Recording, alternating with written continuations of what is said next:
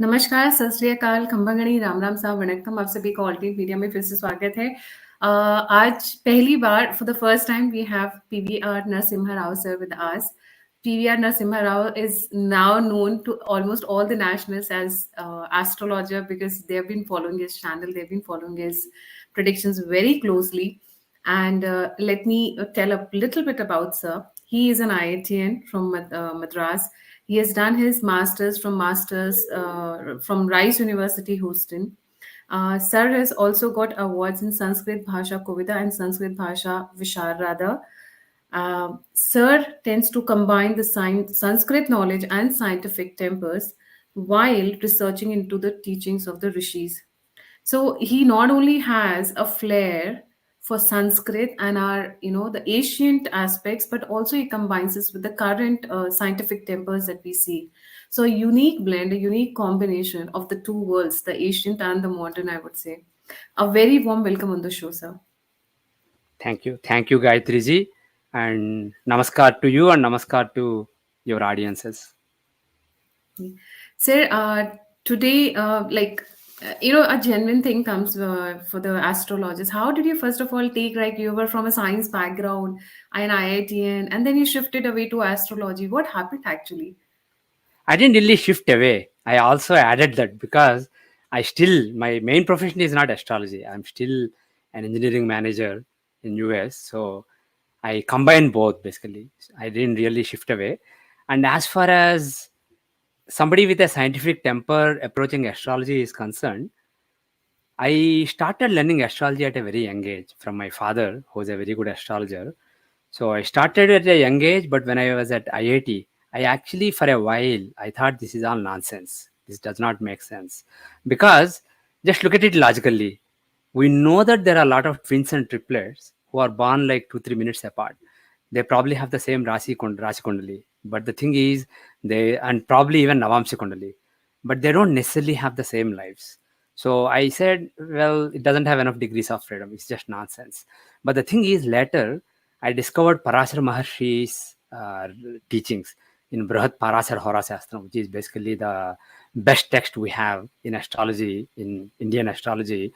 There he talks about 16 different kundalis, even though most astrologers only use Rashi and Navamsa Kundali, which are the same for everybody born in a 14-minute window roughly.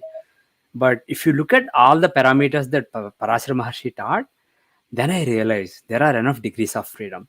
And one thing that kept my faith, even while I was questioning astrology, is the fact that my father made amazing predictions. I made a lot of wrong predictions, but my father is the only astrologer I know who never made any wrong prediction. So if he's making so many accurate predictions, and also the thing is, some predictions have a high probability. Suppose I predict that Trump will lose or Mamata Banerjee will win, they are 50% or maybe sometimes even more. So it's not really that credible. Like it's not so impressive. But if you say something that's very, very low probability thing, something very narrow, and then it comes true, you wonder there is something to it. So based on my father's success, I thought maybe there is something to astrology. I did not outright dismiss it, but the logical mind basically questioned how can it be true. And later, when I discovered the teachings of Parashara and started delving deep into astrology, then I became more convinced that there is some science here. At least there used to be a science here, but it got corrupted in the last millennium or so when various branches of knowledge in Sanatana Dharma became weak because there were all kinds of influences on Sanatana Dharma, and the practitioners basically could not focus on their areas of expertise that were coming from generations, but they had to branch off into other knowledge. So basically, some secrets were lost, some knowledge was corrupted. But I realized that in Parashara's teachings, we have a bedrock of astrology. If we rediscover even a small percentage of it, we can have some accuracy. That's basically what I concluded. Anna, like, how do you see the planets who are so far away? How can they control our? This is the last question on astrology, and then we'll come to the predictions part. They Yeah. can control our. They decide our fate. They decide our destiny. Jupiter out in the solar system, so far away. How do they control? I mean, what is the science behind it? Yeah. Actually, based on the science as we understand now, we don't really have an explanation. We see that there are big celestial bodies that have gravity. So we only know of their gravitational force, etc. But we don't know how they have some correlation with our destinies. That is not really known. But the thing is, there are certain physical events, for example, like earthquakes, etc. So, depending on how planets are aligned in the skies, there are some scientists who combine the positions of planets and do some calculations and try to predict earthquakes. But the thing is, that's a physical event because they have gravitational force, they can physically impact you. But the thing is, when you're talking about destiny, impacting somebody's destiny, it is beyond gravity. We don't really know what are the factors that are behind this. But the thing is, our sastric understanding is everybody has a subtle body. I am this physical body, but there is a subtle body that I possess, which has certain karmas, certain desires, certain wants, certain likes and dislikes, etc. Similarly, the big bodies like Jupiter, Saturn, Venus, etc., they have subtle bodies, and those subtle bodies are have their own momentum of karmas basically. And the thing is, our shastras say that yatha brahmanda tatha pindanda. So we are all microcosms of the entire macrocosm. So the Jupiter, the Venus, the Saturn, Indra, Vayu, etc., they all reside in us as various aspects of our consciousness, and there is a resonance between them. So there is some. It is probably along those lines. It is basically based on the subtle bodies and based on stuff that modern science doesn't understand yet.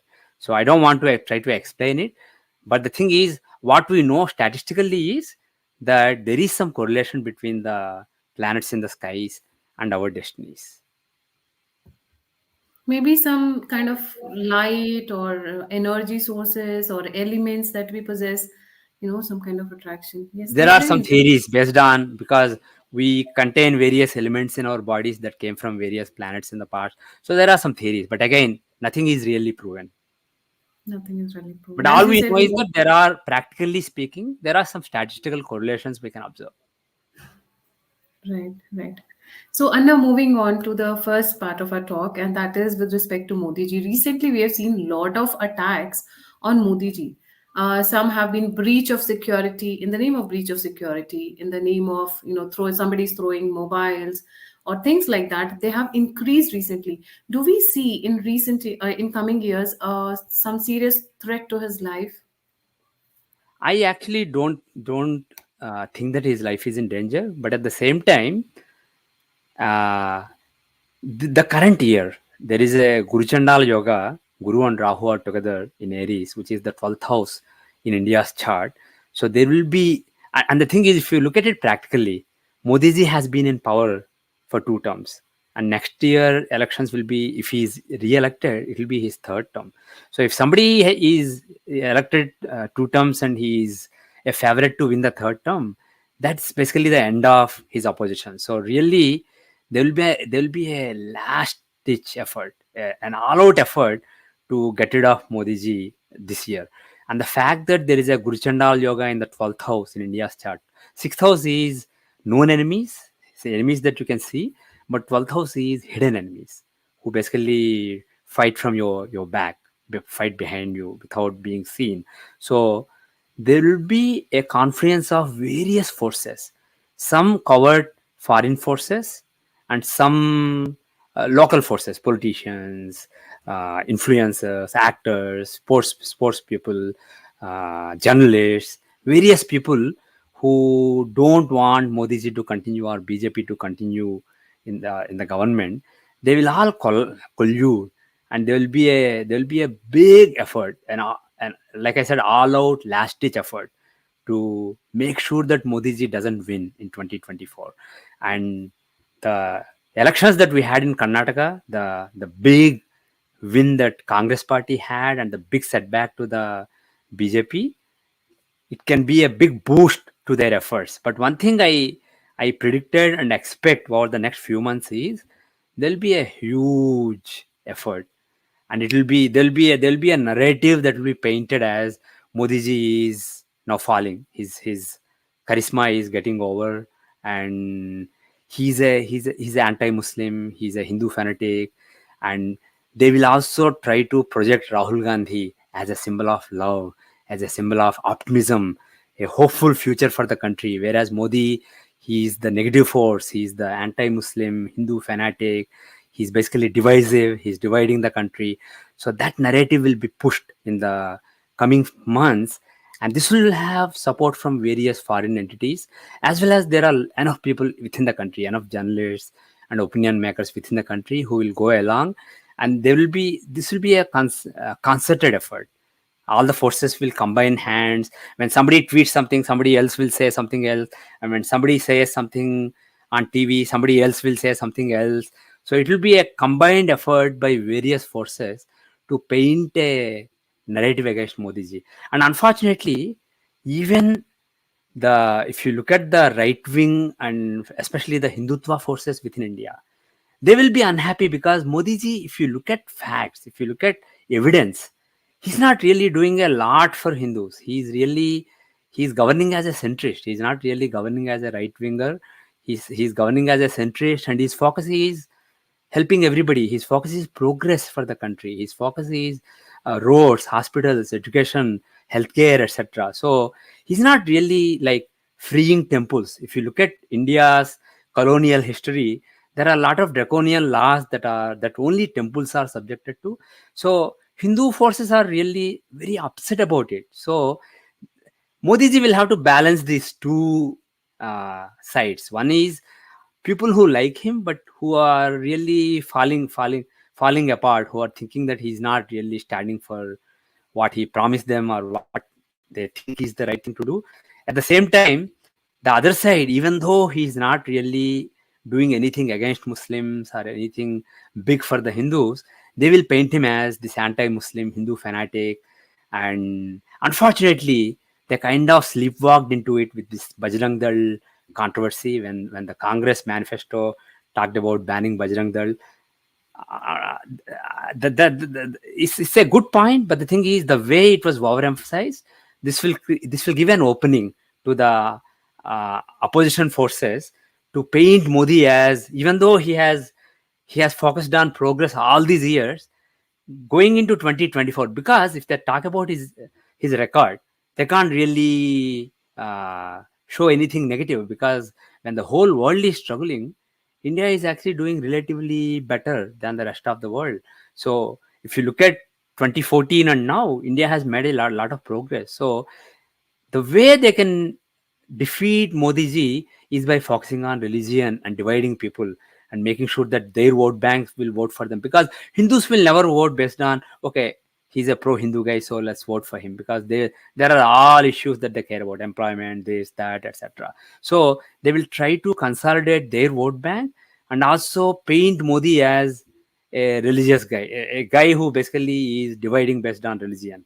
So unfortunately, the what happened in the Karnataka elections may feed into that narrative, and it's going to be really difficult for the BJP party to tread a very careful line, because they want to not make their supporters unhappy, but at the same time they don't want to walk into this, because they want to run based on economy, they want to run based on employment, they want to run based on the progress that the country made in the last 10 years, and it's going to be made difficult. They will really focus on what they think is advantageous to them. So my opinion, my expectation is they will paint Modi ji as a divisive person and somebody whose time is basically coming to an end, and they will quote Karnataka as an example, and they will try to portray Rahul Gandhi as somebody really positive. Right. So, now, what about assassination or actual threat to his life, murder, to him and even to Yogi Adityanath ji? Ji. I don't really expect that. I think that his Ayu is pretty good, so I don't really expect any danger to his life in the coming year. But the real danger is in terms of his image. They will really try to destroy his image. I know that they tried many times in the past and they were not successful, but this time they will really, because this is a last ditch effort. They know that if they can't defeat him now, then BJP is going to be there for a long time. and a younger leader will. I predicted during Modi ji's first term that he will win 3 terms, and in the middle of the third term, he will transfer power to another leader, and he will retire from prime ministership. And later, when I got the chart of Sri Yogi Adityanath, I identified him as the next prime minister. So the thing is, there is a nice pipeline of good leaders there. Unlike in some states, if you take Karnataka for example, there is no real capable leadership, and some of the leaders that governed Karnataka on behalf of BJP in the past have a lot of, unfortunately, have a lot of reputation for corruption. Basically, although there aren't leaders like Yogi Adityanath, Narendra Modi in every state, unfortunately, but at least at the national level, there is a clear succession of leaders, good leaders. There are enough good leaders at the national level. So BJP is really undefeatable for the next decade or so. So they really see an opening, and they think that this is the last opportunity. So we will see a really vicious all-out effort in the coming year, and there'll be two fronts. One is painting this narrative of, oh, Muslims in India are under tremendous danger. The Modi is really destroying them. He's against Muslims. So that one narrative, the divisive narrative. The other narrative is, the if you look at the Hindenburg report, they will basically take Modi ji's proximity to Adani and say that, oh, they are corrupt. Because if you look at Narendra Modi ji, Amit Shah, all these people, Nitin Gadkari, Rajnath Singh, they are really, really, if you look at the previous administrations before them, they are really, really clean people. And the thing is, the only way you can throw mud on them in terms of corruption, etc., is by associating with somebody else, some financial house, and then throwing mud on them. So Hindenburg report was a very careful. I'm pretty convinced that it is an international conspiracy. And as I said in a video on Adani a while back, a few months back, they will recover from this. This will not basically destroy the company, Adani and his empire. As it appeared at that time that it may actually have a big impact, but at that time I said that they will quickly recover from it within a month and a half or so. But the thing is, this will play out till 2024 politically. This will be used. This is one thing. And the divisiveness, the perceived divisiveness, that will basically, that narrative will be painted by so many. And the agent and the thought is, if you say one thing, if you say a lie 1,000 times, and if 1,000 people say it, some people will believe it, and that's enough for you to make some headway. So this is the approach they will use. So the real danger to Modi ji and Amit Shah ji, as I see in the next year, is political and in terms of image rather than life. Right. So there is something you said, and I think most of my viewers would be happy to hear that while discussing about Modi ji, that next term he's already set to win. 2024, BJP is going to come back. Yeah, that was my prediction in his first term itself, that he will win the second term and he will win the third term. Second term he will win with a bigger majority, and third term also he will win with a clear majority. Probably not as good as the second term, but he will. I do expect that he will win. And one more thing I said, things are not the same every year. The destiny, the luck keeps changing every year. So what I said is, the year September 2020 till September 2021 was a bad year for Narendra Modi ji and Amit Shah ji. So that is the year when there were a lot of challenges, like the farmers protest and the COVID wave in India, etc. But the 1 year after that, from September 2021 till September 2022, was a really good year for them. That is a year when they were able to teach lessons to some opposition leaders, like for example Maharashtra, etc. And September 2022 till September 2023 is a mixed year. There will be some big setbacks, also some big wins. So this is a mixed year for them. So there'll be some more farmer protest kind of things, but still it won't be as bad as a couple of years back. And also electorally, they will have some success and some failures during this time. But fortunately, from September 2023 till September 2024 is a superb year for him, for both Amit Shah ji and Narendra Modi ji. So all this image war, all this narrative war, etc., that I mentioned, BJP may struggle to find their way around this, and they may have some missteps till September 2023. It's not entirely bad, but it's mixed basically, some good and some bad. But after September 2023, I expect that they will get their act right. They will have clear messaging, their IT wing, their normal media, social media, all that campaign will basically find this voice.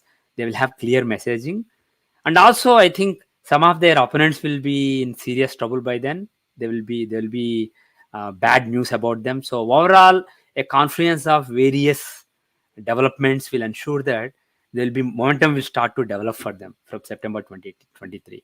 And one thing I want to point out here, as astrologers, we make a lot of predictions, and we don't have the same level of confidence in every prediction, because the data, in some cases we get the data. For example, Yogi Adityanath's birth data I got from reliable sources, whereas for some predictions I made for Karnataka, I got data from third parties who are not even directly connected to the people in question. So data is not reliable. Secondly, if you use the data to explain tens of events in the past, does this make sense? Does this make sense? You can be more confident that the data is right. Whereas if you just look at one or two events, you're not really sure that the data is accurate. So depending on the accuracy of the data, you have some idea of how confident you are of the prediction. And there is another factor. Sometimes the astrological factor, see, it's not like we have a TV in which we see the future. There are a lot of factors that you balance. So sometimes there are factors in both directions, so you have to balance them. Sometimes it is clear cut, some clear cut positive, sometimes it's clear cut negative, sometimes it's mixed, and you basically balance them and you make a subjective decision. So depending on these parameters, depending on how close things are, what are the parameters, and depending on the reliability of the data itself, we have an idea of how confident we are. We have a confidence level in the predictions we make. So when I for example, when I made the prediction that China will break up in the next 15 years, just like the erstwhile USSR, China will break into multiple countries. I had a very high level of confidence in that, perhaps between 90 and 95%. Similarly, when I said that Narendra Modi ji will win 3 terms in his first term, I had a very high level of confidence in that, 95%, I will say. And also, when I said that in the middle of the third term, he will voluntarily transfer power to a younger leader, and he will basically leave active politics. That again, I have a very high level of confidence, maybe in 80%. So there are certain predictions that we are very confident of. So I'm very confident that in 2024 Narendra Modi ji will win. Right. And then you said he in the middle of the third term he will leave in the middle. So are you because a lot of people are expecting that once he gives the power, once he makes somebody else the prime minister, he'll become the president, and so or he will completely excuse himself like sannyas from the politics. Yeah. It is possible that he becomes president or something, some ceremonial role where you are not actively engaged in politics. That's possible. But based on the chart, something that is more relaxed, something where you don't have a lot of responsibilities seems more likely to me. So it is possible that he completely leaves politics and focuses on his religious and spiritual life, and then acts as an advisor when people consult him. That's more likely, in my opinion. Even though some people expect him to be president, but I cannot rule out the possibility that he becomes the president and he basically remains in politics, but very inactively. Not really. That does not require a lot of effort and mental energy. Right. So, Anna, going on to the next question, we have number of state elections coming up. Yeah. We have Chhattisgarh, we have MP, we have Rajasthan, Haryana. Which of these states do you think will stay with BJP and which one will BJP lose? I don't have a clear view at this time. I will wait till the election dates are announced and see. Because the thing is, sometimes we have the charts of the local leaders. If I have the chart of people who are directly impacted by the election, I can make a confident prediction, especially if I am confident of the data. And otherwise, what I do is on the day of the election results, I look at BJP, Congress, Narendra Modi ji, Amit Shah, their charts, and then see how the day is for them. Is it a really positive day or negative day? And based on that, I predict. So on my YouTube channel, I'll make predictions closer to the election dates. Once the election dates and the results dates are announced. But overall, based on the charts of Shri Narendra Modi and Amit Shah ji, what I expect is this year is a mixed year for them. There will be some successes as well as some failures. It will not be a all-round successful year. This will be a mixed year, but after September October time frame, if any elections are there, that's a very positive year for them. So after that, their success percentage will start increasing. So that means, if I would say, because this is 23, and Yeah. Haryana, Mhm. Rajasthan, Chhattisgarh, I think they are all set to go after August or something. This is the tentative date that we are giving. So maybe we might expect good results from these Yeah, states. especially if after September we will have overall good results. But if something is before September, there will be some success and some failures. So it's a mixed year for them. Right. And then now the question that I'm going to ask is, this has been there in most of the nationalist mind, people of, like-minded people like me. We are seeing a big demographic change in India, Mhm. a big demographic change, and you know which Mhm. community I'm trying to target. Mhm. Are we heading for a civil war in India? Are we heading for a bloodbath in India at any point of time, or Modi Not my BJP will opinion. be able? Yeah. Go ahead. Yeah, yeah. Complete your question, Yeah, please. or Sorry. they will be able to bring substantial changes that will be able to avert that tsunami which is coming. We might not acknowledge it right now, but the kind of changes that are happening subtly, slowly, but it is coming. Are we going to see a bloodbath 10 years down the line, Gianna? First of all, I expect that some states, some specific states, some border states will be more impacted by it than the rest of the India. And second thing is, overall, this decade is a very tumultuous decade for the whole world. I expect a lot of catastrophes happening. It started with COVID, and then the tensions between Russia and China on one side, and US on the other side, US, NATO on the other side. They will keep increasing over this decade. This is a really, really terrible decade for the world, culminating in a major war, a big world war in around 2030, 2031 time frame. That is what I expect. So this is a really bad decade for the world, and during this decade India will also face some strife, but my expectation is that it will be localized to certain states where you have this demography change problem. And also, simple demography change is not really an issue, but the thing is compounded by, is coupled with a terrorism problem. India has some hostile hidden enemies, who basically encourage terrorism against India, against the state of India. So those forces will collude, and there will be chaos in some states of India. But the thing is, overall, I expect that in the mid 2020s, after this election, the BJP government will become stronger at the national level. And also, I expect that Yogi Adityanath, who I expect to take over from Modi ji in 2027 or 2026 time frame. So when he takes over, he will be even stronger. He will be even firmer in dealing with these forces. There will be some fearlessness to him. Whereas Amit Shah ji and Narendra Modi ji, they are more pragmatic. They don't want to take drastic steps. They want to basically go slow. Whereas Yogi ji will have a very drastic approach, and he will curb this menace with an iron fist.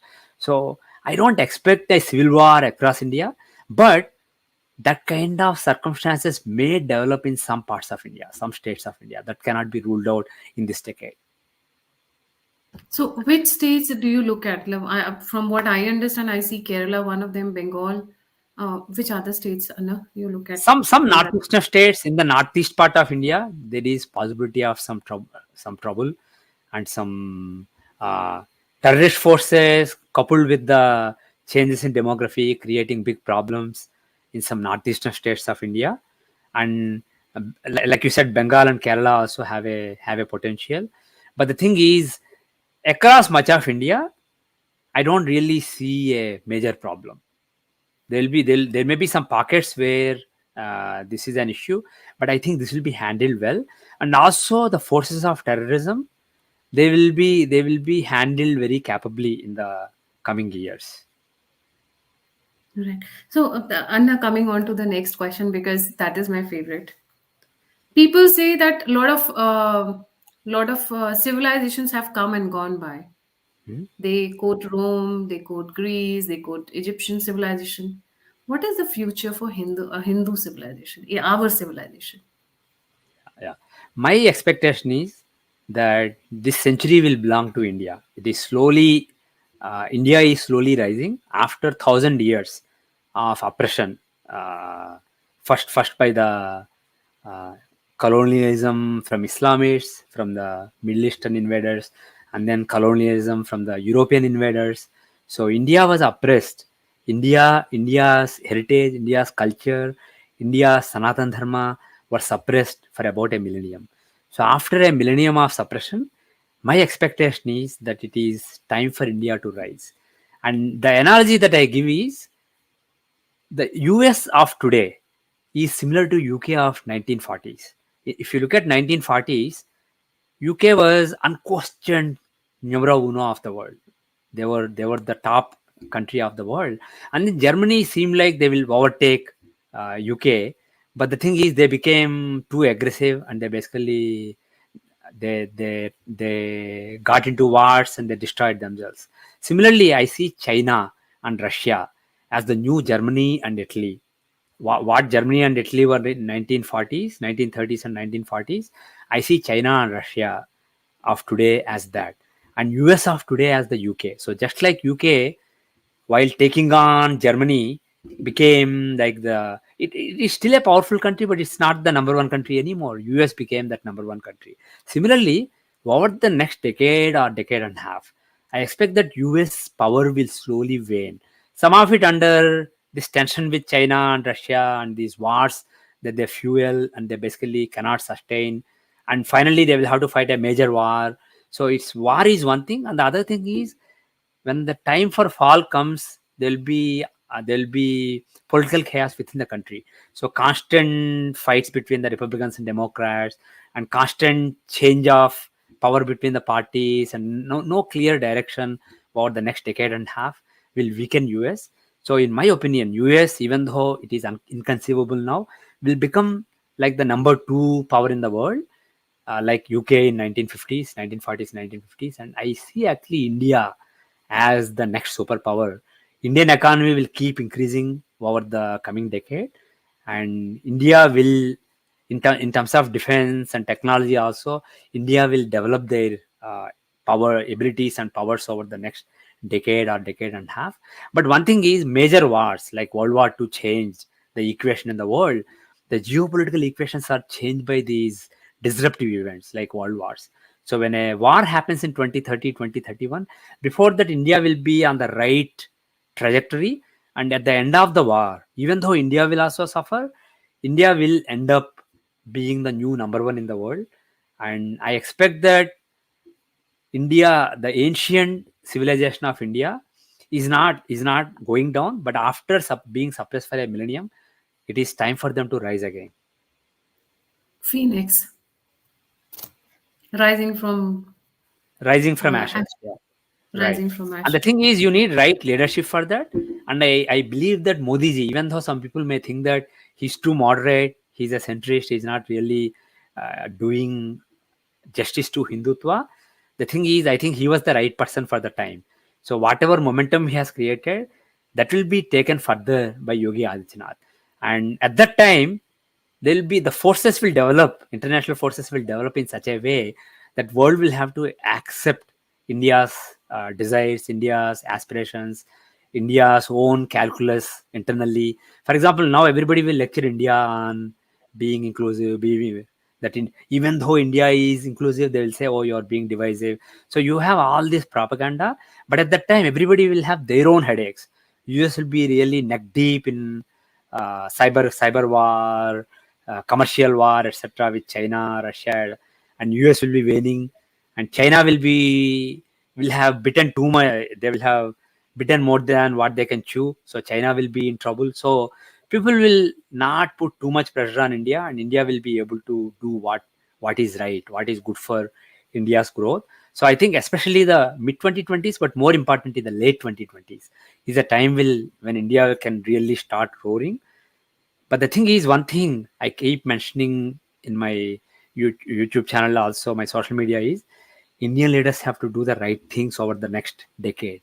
They have to really prepare for an upcoming major war, and they have to have the right alliances, because we can't ditch Russia, because we depend on Russia. We had an alliance with Russia for a long time, but at the same time, Russia China bond will get really deep in coming years, and US will be on the other side.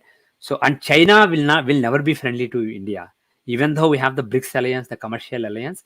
When it comes to geopolitical interests, China will be a foe of India. China is actually, people think Pakistan is India's main enemy, but China is India's main enemy.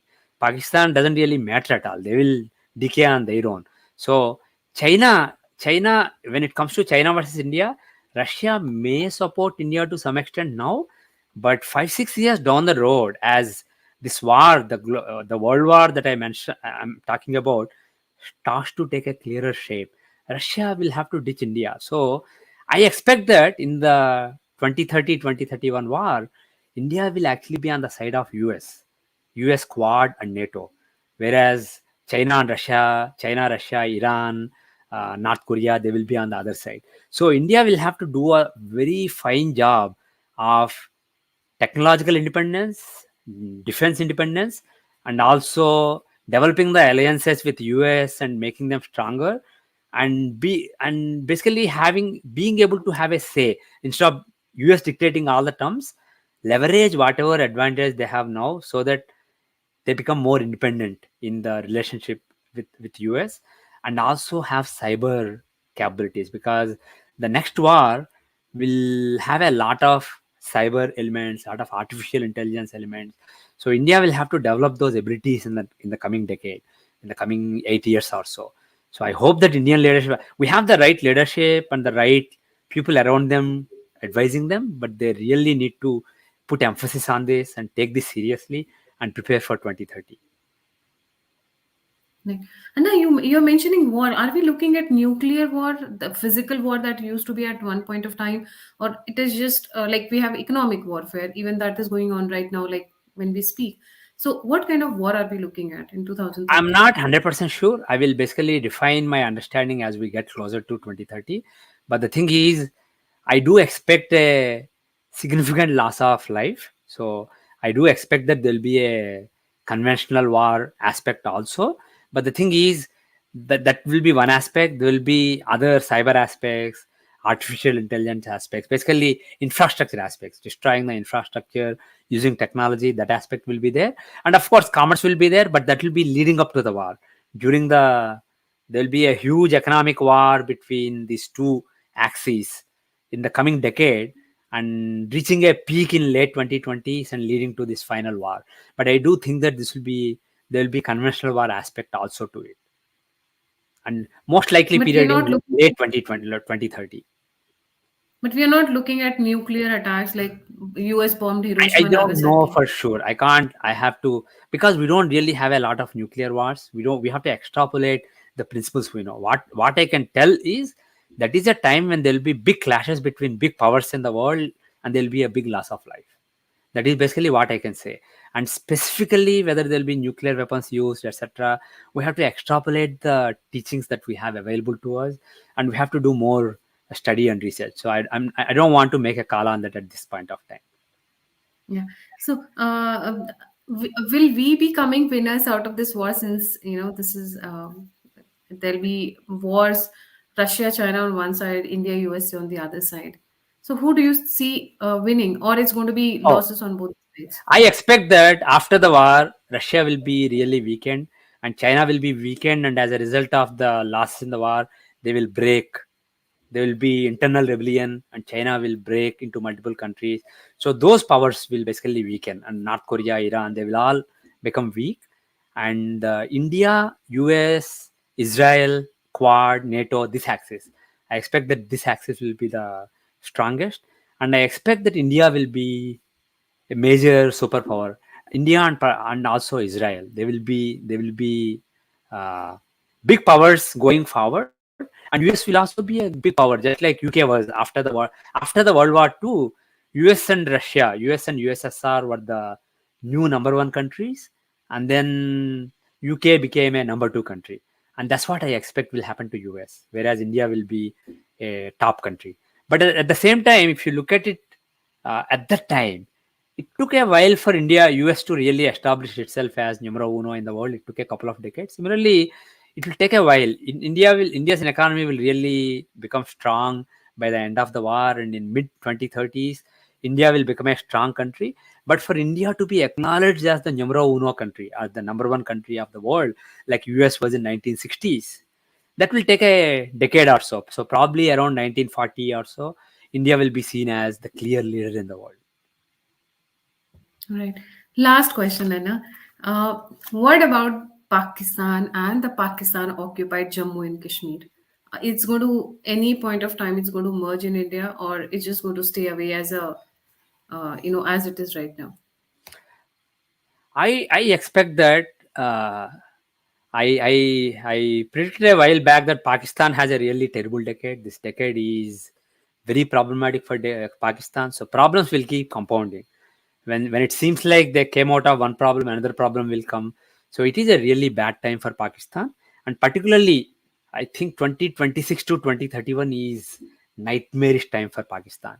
And during that time, Pakistan, I expect that Pakistan will be divided into multiple countries, just like I said, China in 2030s. Same with Pakistan in late 2020s. And as a part of the division of Pakistan into multiple countries, some parts of Pakistan, including the current Pakistan occupied Kashmir, may become parts of India. So that is possible towards the end of this decade. But the thing is, what I suggest is the Indian leadership should not really actively think about Pakistan. They should have covert efforts within Pakistan to cause division in the country and various forces. There are enough internal divisions within Pakistan, so have some covert efforts, but not really engage with them directly, and then let them decay, because they will decay on their own. There are enough forces there at play, and also the destiny is not on their side. So these forces will become more and more intense as the decade goes on. So leave them to their fate, and then just do some covert operations and focus on China, because China will be a menace. Even though I predicted that China will split into multiple countries, before that happens, they will be very strong, and it will seem like they are overtaking US. They will be so strong, and they will try to assert themselves, and they will do a lot of stuff over the entire globe. So geopolitically they will try to dominate everywhere. So they will be a menace for NATO countries, for quad countries, for Japan, Australia, US, and India.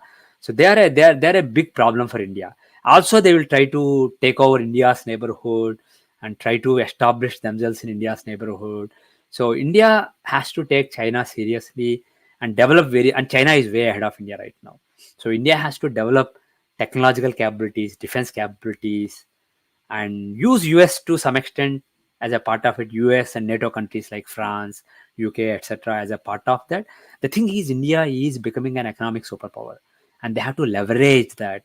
And India is not really good at these power games historically, but now they have to learn how to leverage their soft power to basically their advantage, to advance their agenda. Right. I know, even though that was my last, but there's another last one, Yes, and of that will course. be the end. Yeah. There is a 1400-year-old religion. A lot of astrologers from past have predicted its end by 2040. I am referring to the one that is called Islam. A lot of predictions have been made. How do you Mhm. see? Because as far today, when we are talking, today Sunday, Saturday, 13th of May, 2023, entire Europe I see is suffering. Maybe there are pockets, but you see the signs. And similarly in India, similarly in US. Where is it heading? Yes, Anna. I expect that various countries in the Middle East will have a chaotic decade. I expect that there will be infighting among various countries in the Middle East. And also, as I said, Israel, when this war develops, the major war that I mentioned, Israel will take the side of India and US, and Israel will. I know that Israel is going through a lot of turbulence right now, and they will for a while. But the thing is, they will come out of this successfully. Israel will be one force, but infighting among themselves will be another force that will be really disastrous for various Middle Eastern countries.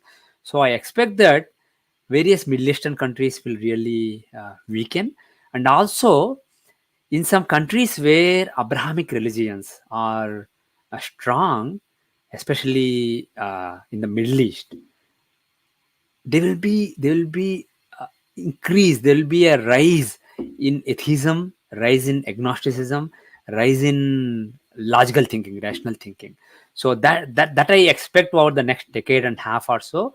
So one thing is, I know I completely understand why people think as see this religion as the main threat to Hinduism, or this religion as the main threat to Hinduism, because there are terrorists coming from this religion who are colluding with demographic changes and converting Hindus, or maybe there is money coming from this religion and they are converting villages.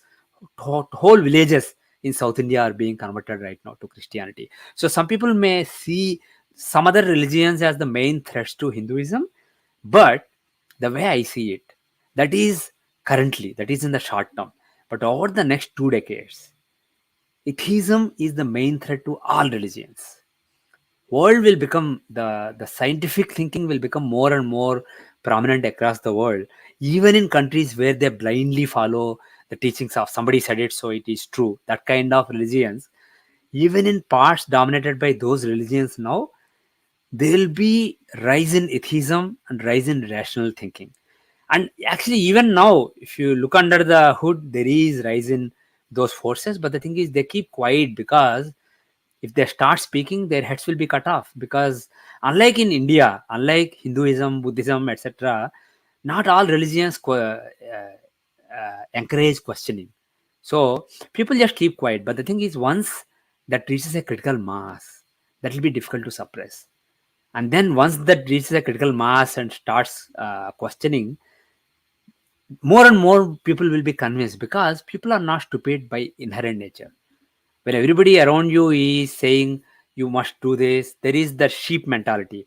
So some religions grow because of sheep mentality of people. But the thing is, people are not dumb inherently. So I expect that this is the age of reason. So I expect that over the next decade or two, rational thinking, atheism, agnosticism, etc., will rise in the world. So those are the main threats to all religions. And when it comes to that, we have to remember one thing: Hinduism, Sanatana Dharma, is one religion that is very scientific, that has a scientific core to it. If you take the teachings of Upanishads, if you take the teachings of rishis, they can satisfy even an atheist. So, and the thing is, if you look at our Vedanta, it is very similar to what quantum mechanics says, what quantum physics says. So, the thing is, it will be more convincing to people. So, I expect that after this major war and people start questioning, having all fundamental questions in life, in 2030s, I actually expect that Hinduism will rise across the world. One reason will be people questioning what happened, why didn't so and so God save us, that kind of things, and becoming deluded with their religions. Second thing is becoming more logical and asking the right questions. And the third thing is Hinduism having answers to all these things. And the fourth thing is India being powerful. Because in the end, when you are wealthy, when you are powerful, when you are materially strong, unfortunately or fortunately, people's spiritual and religious choices also are influenced by it.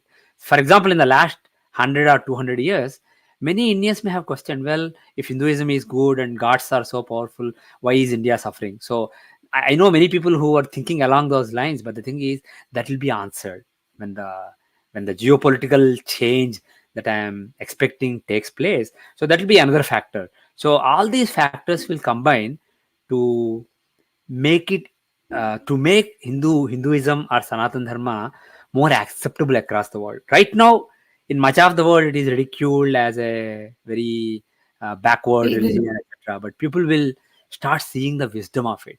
And the thing is, on that one more note I want to add is, there are some bad practices and there is a lot of silliness even among some Hindus and in Hinduism, and Hinduism will have to rid itself of it. But the thing is, the core, that is why I used the word core earlier, the core of Hinduism is very strong. So once some of the superficial things are cut off after this tumultuous decade, Hinduism will be very strong, and it will provide solace for the whole world that is looking for some spiritual understanding of who they are, what this world is, and why did God do whatever happened in the last decade, etc. When people ask those tough questions, India and Hinduism will give the answers. So I expect that this will be the decade of India and the decade of Sanatana Dharma. Not decade, sorry, century. This will be the century around 2030 till uh, about 100-year period will be the period of India and Sanatana Dharma in the world. That is what I really expect. Right. And I've been witnessing the same thing. And on this, I would say I don't know how our frequencies matched, but I've been saying the same thing that 50 years down the line, there'll be no religion and there'll be rise of atheism. And when there's rise of atheism, it is again Hinduism. People return back because they return to earth, sun, water, the environment. That is all, the basic fundamentals, the core that you mentioned. Yeah. Thank you so much. And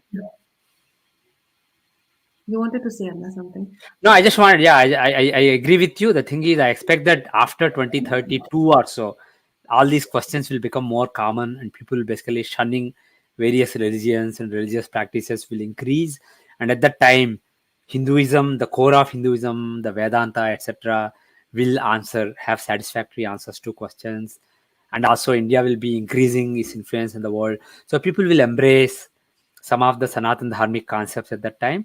And also, one more thing I expect is, in countries where Abrahamic religions are strong now, the religions that existed before, for example, the pagan religions, etc., they were religions across the world in Africa, South America, Europe. So some of the older religions will make a comeback. And they are not really inconsistent with Hinduism or Sanatana Dharma. They are basically, for all you know, they were parts of Sanatana Dharma. They were basically subsets of Sanatana Dharma long back.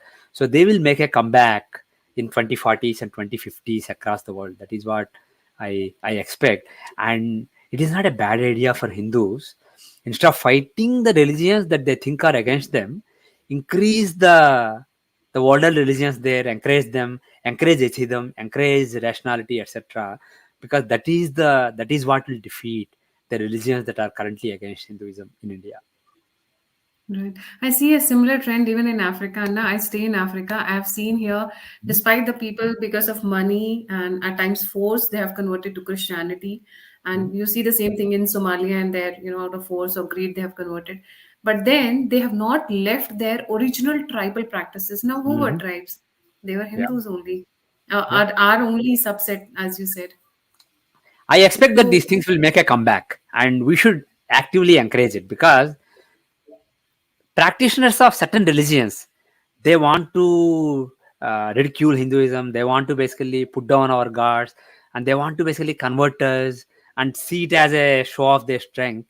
But these people of these ancient practices, these pagan religions or older religions, they are not like that. They don't compete with us. They won't try to convert with us.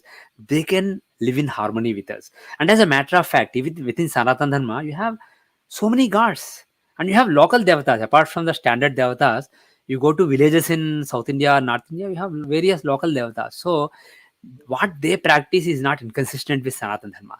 And the thing is, I know that see Raju Malhotra talks about digestion of religions, right? He talks about Hinduism being digested by Christianity, Islam. What I want to put on the table is, there is a possibility of Sanatana Dharma digesting other religions. So if Christianity and Islam decay in the coming 2 decades, with the change in the geopolitical equations and the rise of older religions, we have a potential to digest those older religions and represent that as a part of the big tent that Sanatana Dharma is. And so that is something that the people who want to strive for Hindutva can think along these lines. right, right. I actually agree because a lot of things when you see on the macro level from the top, in Africa. In Europe, paganism is coming back. There are secret societies, churches are on sale. Iran, 40%, Turkey, 40-50% people have left Islam. Mhm. Similar thing. Pakistan, I know at least dozen top people. I mean, some very prominent people who have left it, but because of phobia of being, stoned, they keep quiet. They don't Mhm. say that in public. So Yeah, that is why I the said we need a critical mass. So I think that will happen in 2030s. that will happen in 2030s. Anna, would you like to add anything on the concluding note? I've asked my questions. Well, all I will say is mother has her play and things will unfold. And we astrologers try to decipher it to some extent. And sometimes we are right, sometimes we are wrong. But one thing is, mother has a plan. And one thing I can say confidently is this decade, even though it is chaotic and it will continue to be chaotic, by the end of it, in the next decade, things will start making sense. It is all for good in the end, even though there is a lot of suffering. In the end, this will be for a better equilibrium, a more dharmic, a more sustainable equilibrium for the world. So just hang in there. And then meanwhile, if you engage in some spiritual practices, if you do some regular meditation or regular havan or regular some practice that grounds you, it will give you strength to go through these chaotic times and then contribute to the increase of dharma. And if more people engage in dharma, it increases dharma in the world. And whatever changes I'm mentioning, it makes them easier for the nature to manifest in our world. So I hope that Right. everybody lives a meaningful and dharmic life in these chaotic times. Thank you so much, Anna, for joining. Before we leave, Sir has a YouTube channel with the name of that I've flashed on the screen, youtube.com at the rate PVR108. And Sir has a very nice website with the name of vedicastrology.org. I think these are two very important social media places where you should visit and should read. On vedicastrology.com, Sir writes blogs also at times, the how the rituals are to be performed, how the ceremonies are to be held. So they are in very crisp but very nice way that he has written there. And on obviously his YouTube, he makes predictions very often. At least I think once 15 days he does make a prediction. So please go and like, subscribe, and share the channel. Thank you so much, Anna, for joining. Thank you. जाने से पहले सारे viewers से request है, please don't forget to like, subscribe, and share the alternate media and search channel. And if you want to contribute, you want to get in touch, you want to send a feedback, all the links are given in the description box. Jai Hind, Jai Shri Ram, Har Har Mahadev. Thank you so जय much, sir. Hind, जय श्री राम, बहुत शुक्रिया. Thank you, sir.